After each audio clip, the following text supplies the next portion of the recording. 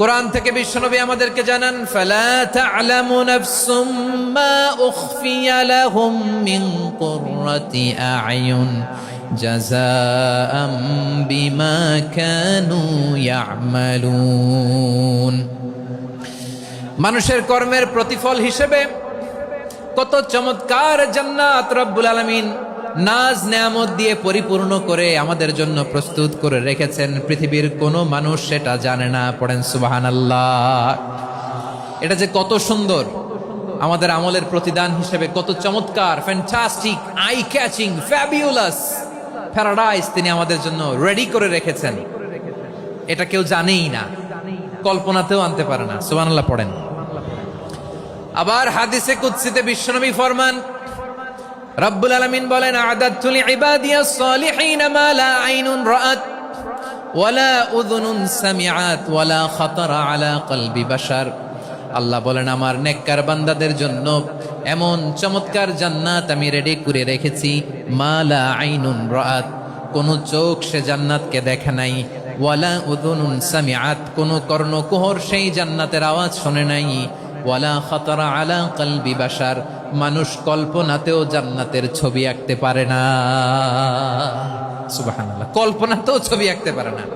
পৃথিবীর যত বিখ্যাত বিখ্যাত ডিজাইনাররা আছে সবাইকে একসাথে বসিয়ে যদি আমরা বলি, জান্নাতে যে চেয়ারের মধ্যে আমরা বসবো, এই চেয়ারের একটা ডিজাইন করেন তো, কোটি কোটি ডিজাইনকে একসাথে করা হলেও জান্নাতের একটা চেয়ারের ডিজাইন হবে?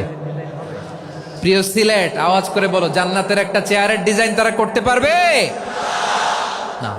কেমন জান্নাতে আমরা যাব? বিশ্বনবী কিভাবে জান্নাতকে আমাদের সামনে চিত্রায়িত করেছেন, পোট্রে করেছেন। তিনি বলেছেন, জান্নাতীরা যখন জান্নাতে ঢুকবে, ফেরেশতারা জান্নাতীদেরকে বলবে, ওয়া ইন্না লাকুম আন তাসিহু ফালা তাসকামু আবাদা। ও জান্নাতীরা, তোমরা আজীবন সুস্থ থাকবা, কোনোদিন অসুস্থ হবা না। সুবহানাল্লাহ বলেন। আচ্ছা, আজকের এই মাহফিলে যারা এসেছেন কোনোদিন অসুস্থ হন নাই, এরকম কে কে আছেন? হাত তোলেন তো দেখি। ওই যে হাত তুলছে, পাওয়া গেছে, চির সুস্থ। তোমরা কোনোদিন অসুস্থ হও নাই? অসুস্থ হও নাই? তা তুমি আর জান্নাতে যে কি করবা? তুমি তো জান্নাতেই আছো তাইলে। ফেরেশতারা বলবে, ওয়া ইন্না লাকুম আন তাসিহু ফালা তাসকামু আবাদা। এটা এমন জান্নাত, চিরকাল সুস্থ থাকবা, কোনোদিন অসুস্থ হবা না। সুবহানাল্লাহ বলেন। ওয়া ইন্না লাকুম আন তাহইয়াউ ফালা তামুতু আবাদা। তোমরা অমর হবা, মৃত্যু তোমাদের স্পর্শ করবে না। সুবহানাল্লাহ। অমর হওয়ার জন্য আমরা কত কিছু করি।